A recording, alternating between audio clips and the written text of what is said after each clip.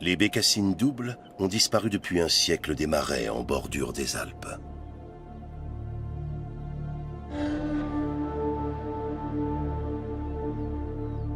Un autre organisme prospère en revanche dans beaucoup de tourbières.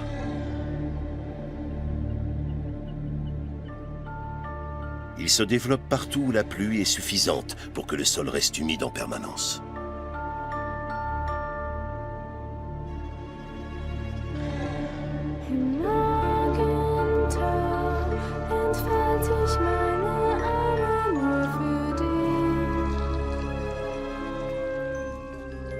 Le Drosera, une plante carnivore. Purpurrot streck ich meine Fühler weit ins Licht.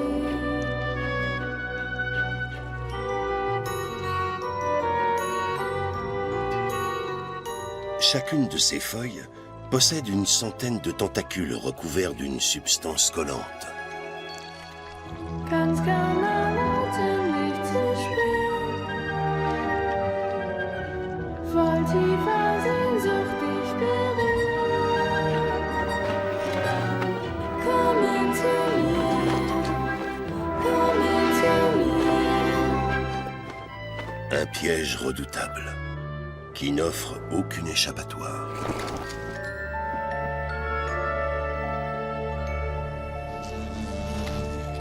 L'insecte qui touche le Drosera est aussitôt capturé.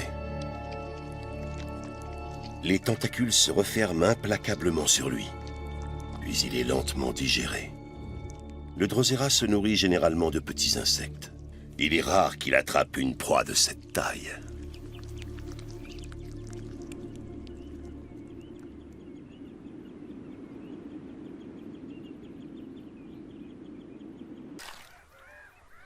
Comme des myriades de balles de coton, les linégrètes dansent au-dessus des autres plantes. Ça et là, poussent des bouleaux nains. Avec leurs minuscules chatons et leurs feuilles de la taille d'un ongle, ils ne sont pas plus grands que les linégrètes. Leur tendre feuillage est très apprécié.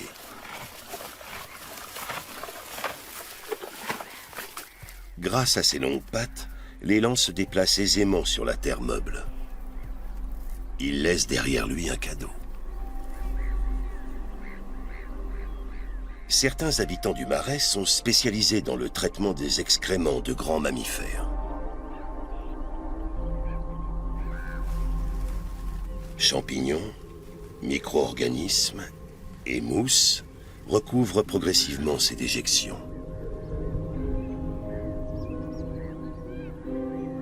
À la fin, il ne subsiste qu'un petit tapis verdoyant sur lequel de curieuses plantes vont pousser en quelques semaines.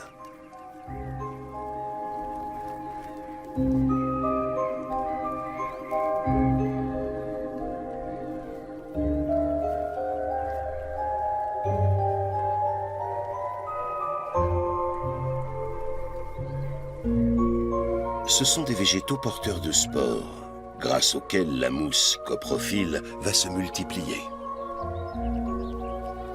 Mais comment les spores contenus dans ces capsules vont-elles être dispersées sur d'autres excréments?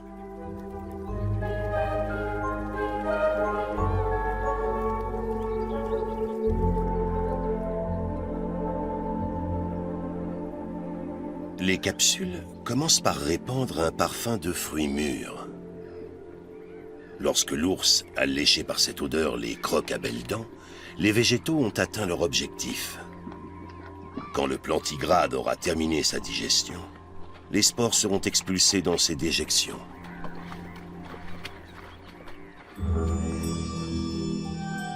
Les mousses coprophiles ont mis au point un autre stratagème. Celle qui pousse dans les marais du Nord déploie une petite collerette jaune autour de sa capsule de spores. Dans le même temps, elle émet un parfum irrésistible pour les mouches. L'odeur de la bouse de vache. Les insectes tourbillonnent autour des fausses fleurs dans l'espoir de trouver la source de ce fumet alléchant. À défaut de trouver du nectar ou des déjections, Les mouches sont bientôt recouvertes de spores qu'elles disperseront plus loin dans le marais, sur de vraies bouses.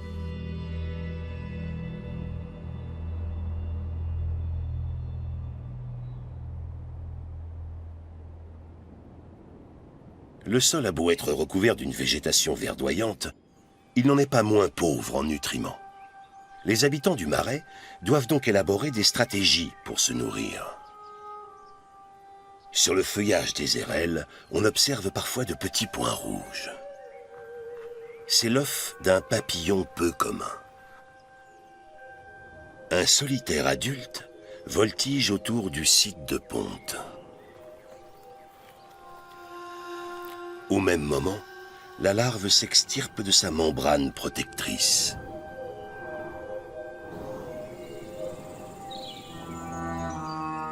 La chenille du papillon se développe très vite en dévorant des feuilles d'érelle, son unique source de nourriture.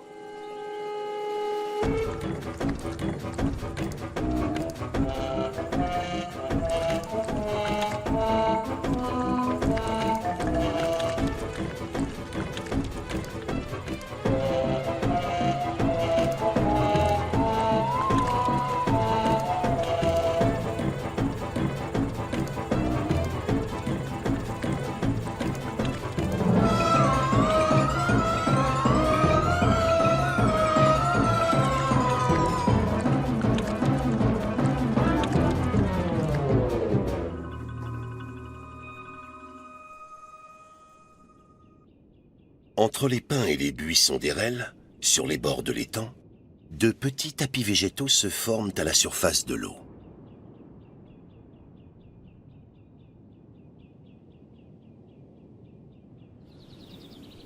Il s'agit d'une mousse aquatique qui flotte sans attache. C'est ici que le drosera à feuilles rondes déploie son piège mortel. Certains osent braver le danger.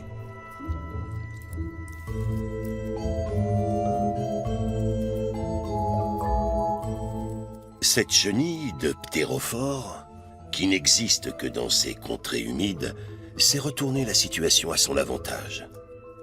Elle n'hésite pas à grignoter le drosera, tentacule compris.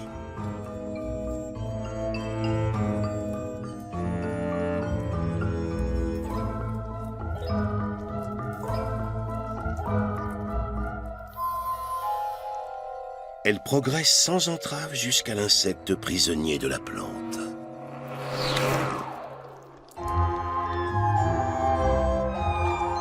Étant elle-même carnivore, il est pour elle un mets de choix. Elle ingurgite le drosera et sa proie avec le même appétit.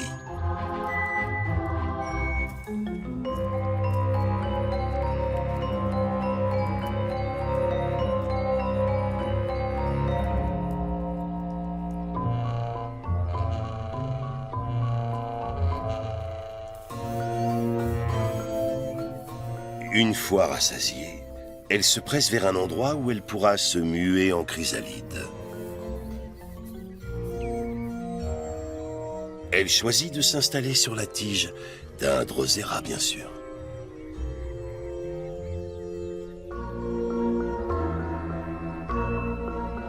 « 17 heures plus tard, la chenille se transforme en chrysalide. À présent, elle se repose, protégée des agressions extérieures par les tentacules collants du drosera.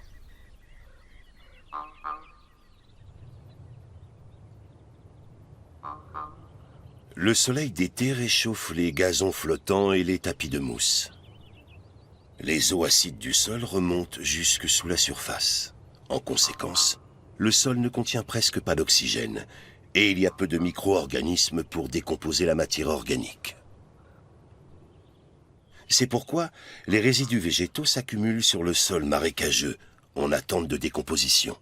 Ainsi se forme la tourbe dans laquelle s'enracinent toutes les plantes du marais. Ce milieu n'accueille pas que des ptérophores, mais aussi des fourmis des marécages. Comme beaucoup d'occupants du marais, ce sont des vestiges de la période glaciaire. Elles sont parfaitement adaptées à ce milieu particulier.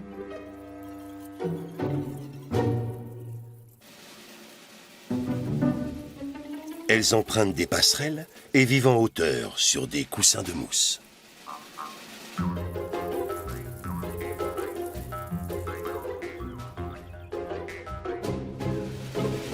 Comme les chenilles des ptérophores, elles savent aussi tirer parti du drosera. Elles ne chassent pas elles-mêmes, mais se contentent de piller les pièges de la plante carnivore.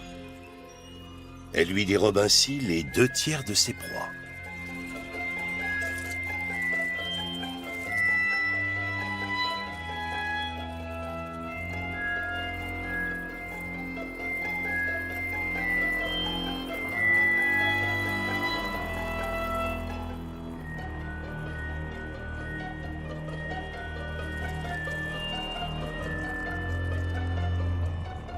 Le précieux butin est ensuite rapporté dans la fourmilière. Après avoir été prédigéré, il servira de nourriture aux larves des fourmis.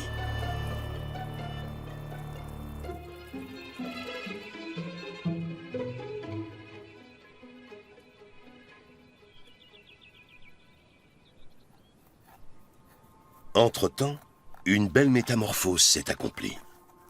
Après 11 jours de gestation, les chrysalides ont libéré de fragiles papillons.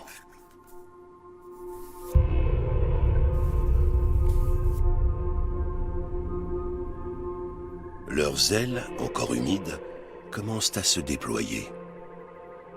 Ce jeune ptérophore a désormais pour mission de prendre son envol, de s'accoupler et de déposer des œufs sur un autre drosera.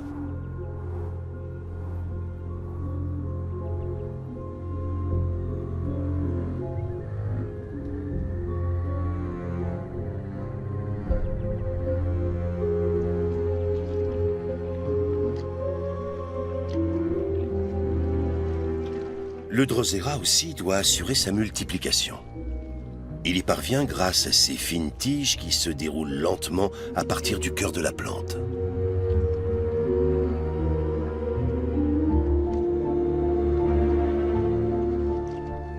On trouve peu de pollinisateurs dans le marais, mais qu'à cela ne tienne, les fleurs du drosera sont autofécondes.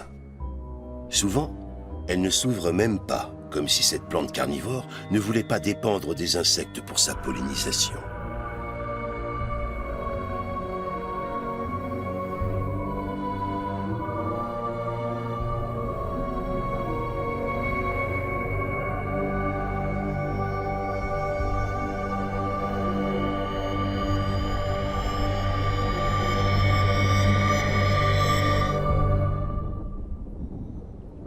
Les tourbières hautes se forment seulement dans les régions où la pluviosité est abondante et où le sol retient l'eau.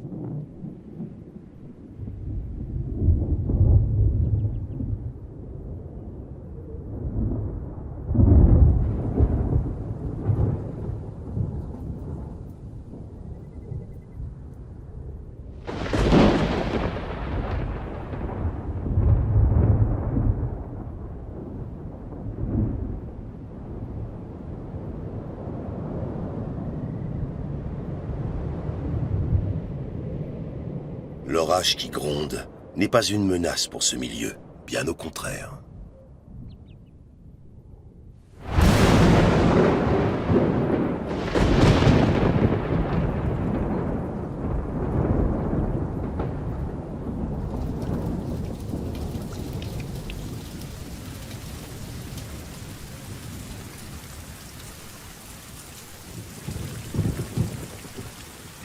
C'est grâce aux intempéries que le marais prospère, même si les ours, comme bien d'autres habitants des lieux, n'en raffolent pas vraiment.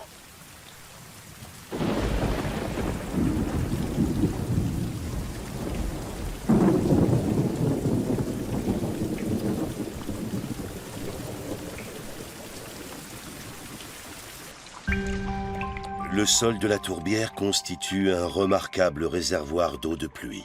À voir les animaux y évoluer à leur aise, il semble ferme, mais peut en réalité contenir plus de 95% d'eau.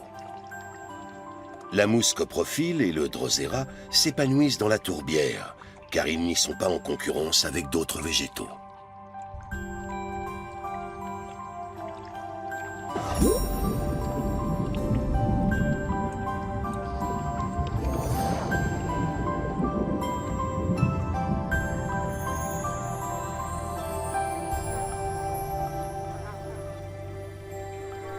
Tant qu'il reçoit suffisamment de pluie, le Haut-Marais se régénère continuellement, grâce à une poignée d'espèces végétales spécialisées. C'est un habitat idéal pour toutes sortes d'animaux, petits et grands.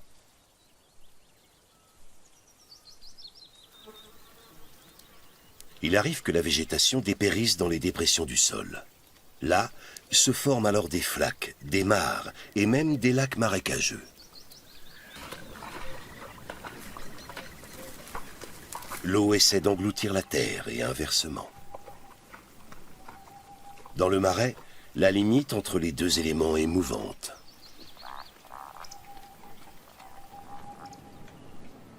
L'eau est aussi présente dans l'air. Des nappes ondoyantes s'étirent, noyant le paysage dans la brume. Heureux celui qui peut se fier à son odorat pour s'orienter. Cet ours a découvert une carcasse abandonnée par des loups. De quoi faire un bon festin en toute quiétude. Un congénère apparaît, attiré par l'odeur du cadavre.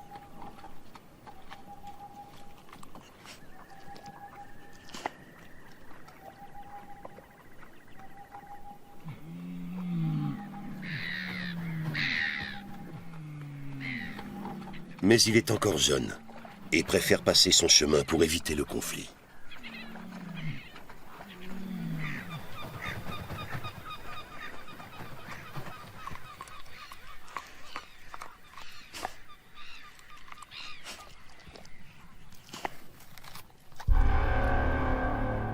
Les loups sont de retour. La meute rassasiée s'était éloignée du cadavre pour digérer tranquillement son repas. Mais à présent, la femelle alpha revient à table.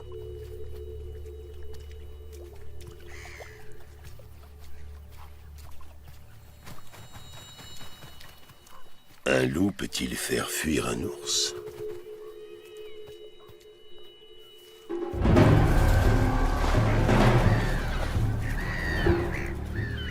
À l'évidence, un loup tout seul n'est pas de taille à l'affronter.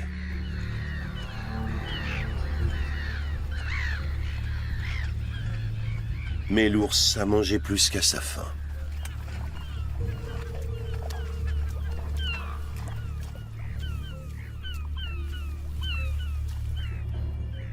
À présent, il poursuit son chemin.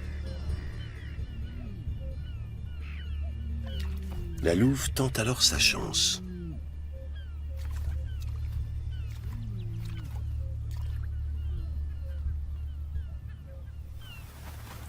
Elle inspecte craintivement les alentours avant d'attraper furtivement un morceau de viande.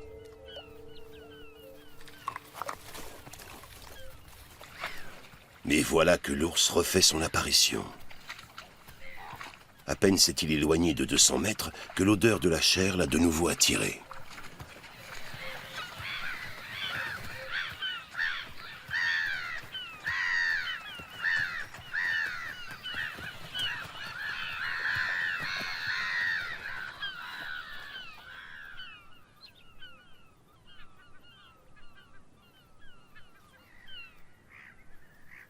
Une cuisse d'élan bien faisandée.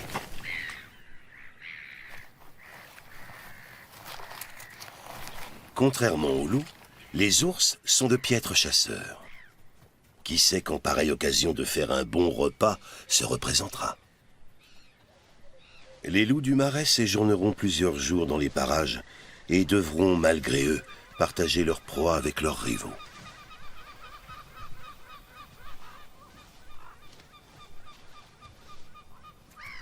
Pour les animaux du Marais, peut-être plus que pour d'autres, c'est la quête de nourriture qui dicte le déroulement de la journée. Cela est vrai dans les grandes étendues de Scandinavie comme dans les petits marais, où toutes sortes de prédateurs et de charognards sont à l'affût.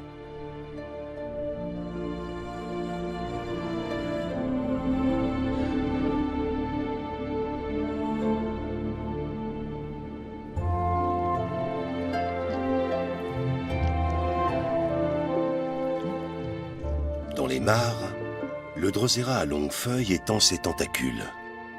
À la différence de son cousin à feuilles rondes qui apprécie la mousse humide, il préfère l'eau noire des mares tourbeuses.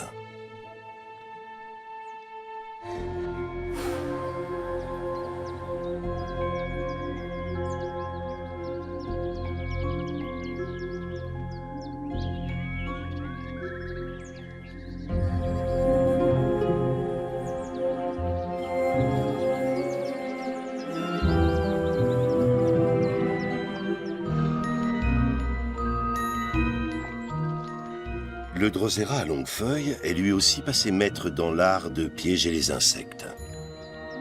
Mais il attire et capture des proies de plus grande taille.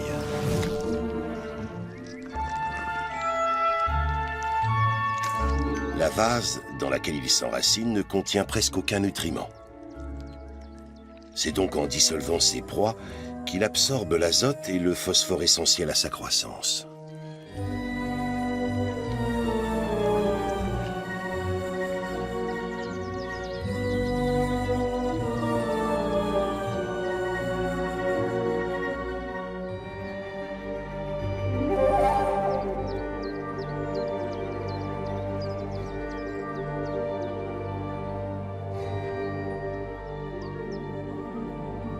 Si le drosera à longue feuille et quelques autres végétaux semblent régner en maître sur le marais, ce n'est qu'une apparence. Le plus souvent, bien d'autres espèces se dérobent à notre vue. Certaines sont farouches et se cachent. D'autres ont un camouflage qui les rend presque invisibles. D'autres encore évoluent à l'abri des regards, sous la surface de l'eau.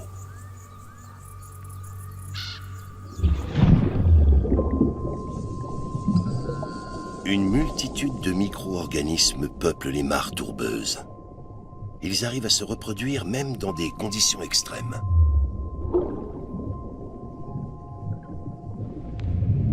Le rotifère aux yeux rouges est un habitué de ces eaux chaudes et troubles.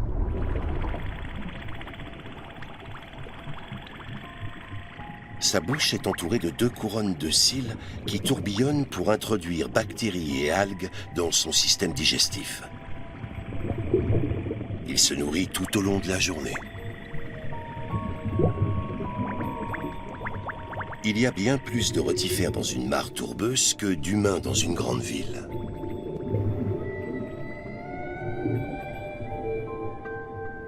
On en connaît environ 2000 espèces à ce jour.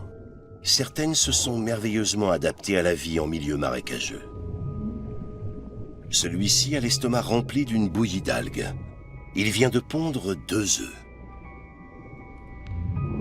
Les œufs, encore contenus dans sa cavité abdominale, y resteront jusqu'à ce que les conditions soient propices à leur éclosion.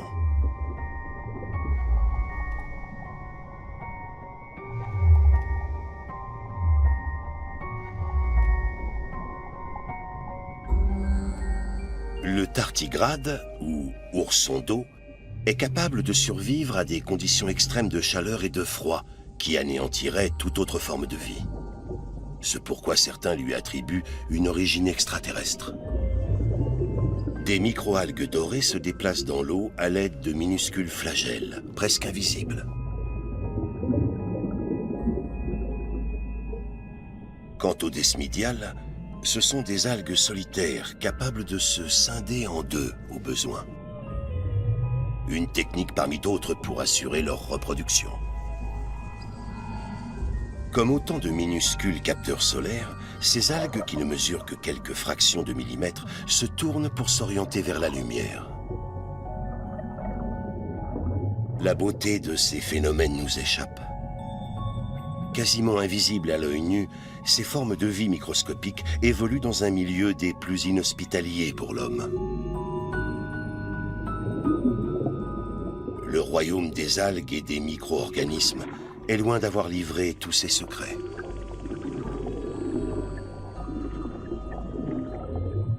C'est un monde mystérieux et fascinant.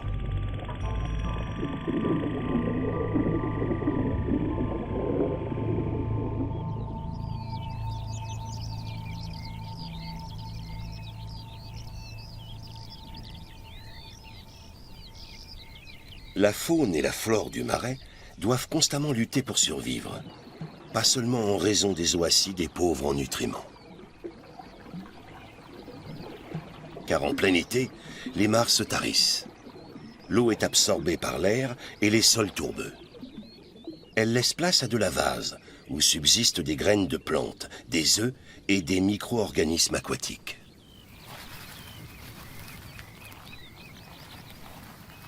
Très vite, le sol se réchauffe considérablement. Même les reptiles en sont incommodés.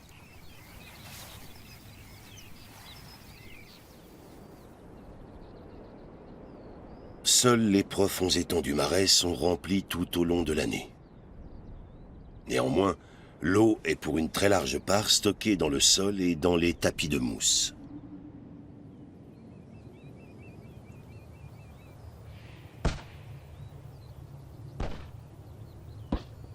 De petites détonations troublent le calme ambiant.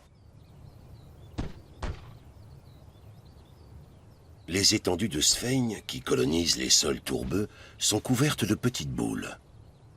Ce sont les capsules des spores qui servent à la multiplication des plantes. À l'intérieur des capsules, la pression atteint 5 bars, autant que dans les pneus d'un camion. Dès que le soleil les réchauffe, les capsules explosent d'un coup sec.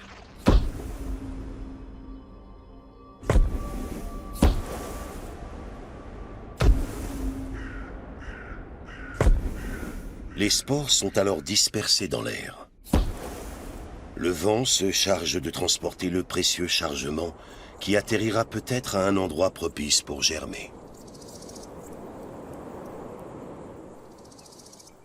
L'automne est là. Partout, c'est la saison des champignons. La nature a donné aux hygrophores vermillons une teinte d'un rouge éclatant. Quelle est l'utilité de cette couleur? La question reste entière. En revanche, on en sait plus sur les érelles des marais et les myrtilles. À l'automne, ces arbustes fabriquent un pigment rouge qu'ils stockent pour se protéger des ultraviolets. Il leur reste ainsi davantage de temps pour recycler la chlorophylle verte avant que leur feuillage ne tombe avec les premières gelées. Des espèces comme le courlis cendré ou le tétralyre sont aujourd'hui rares en Europe centrale. Ces oiseaux ont besoin de territoires vastes et paisibles. Les marais, derniers sanctuaires de la vie sauvage, sont ainsi devenus leur terre d'élection. Forêts anciennes, prairies humides, rivières et étangs, tourbières hautes, voici à quoi ressemblait autrefois le paysage dans une grande partie de l'Europe.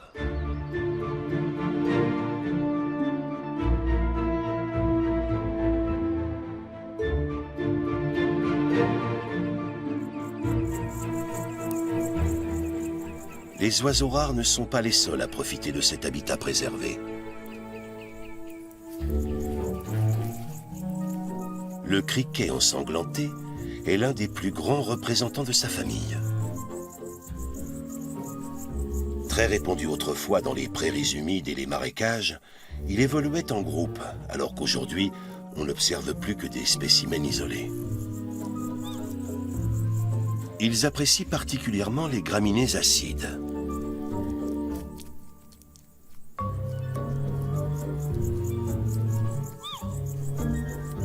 Il se régale aussi en grignotant les tentacules du Drosera. Elle n'est pas une menace pour lui compte tenu de sa taille. Pour courtiser la femelle, le mâle n'émet pas une stridulation, mais un cliquetis. Il produit ce son avec les articulations de ses pattes postérieures.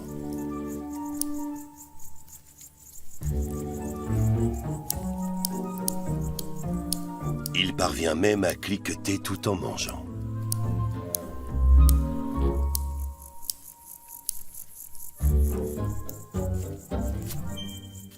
Lorsqu'une femelle s'attarde dans les parages, charmée par les cliquetis, les soupirants deviennent fébriles. La vie d'un criquet est brève, et chaque occasion de se reproduire est peut-être la dernière.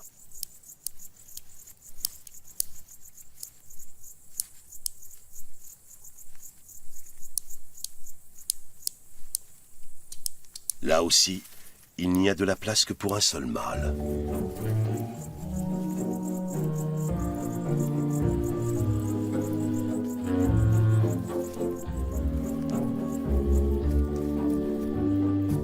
Après l'accouplement, la femelle ira déposer ses œufs dans le sol humide.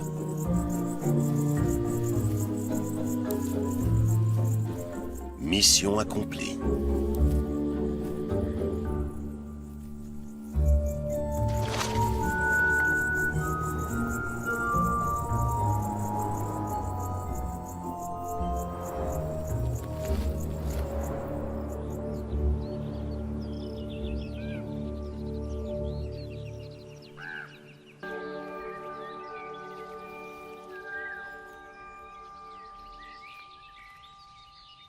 Près du nid des grues cendrées, des centaines de petites étoiles jaunes d'or s'élancent dans le ciel.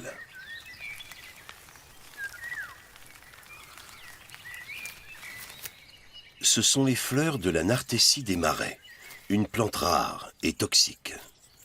Elle avait autrefois la réputation de provoquer des fractures chez les animaux de pâturage. Il semble plutôt que ce soit la faible teneur en calcaire des sols tourbeux qui entraînait une déficience de la formation osseuse, et donc parfois des fractures. Les touffes de carex aquatique abritent un animal qui s'accommode parfaitement de ce milieu. La souris des moissons, le plus petit rongeur de nos contrées. Ici, un râle d'eau femelle est à la recherche de vers et d'escargots.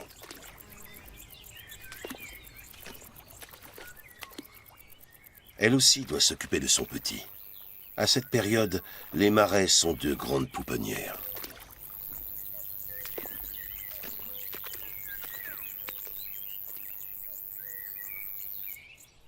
Beaucoup d'animaux choisissent d'y installer leur nid, car ils s'y sentent à l'abri des prédateurs.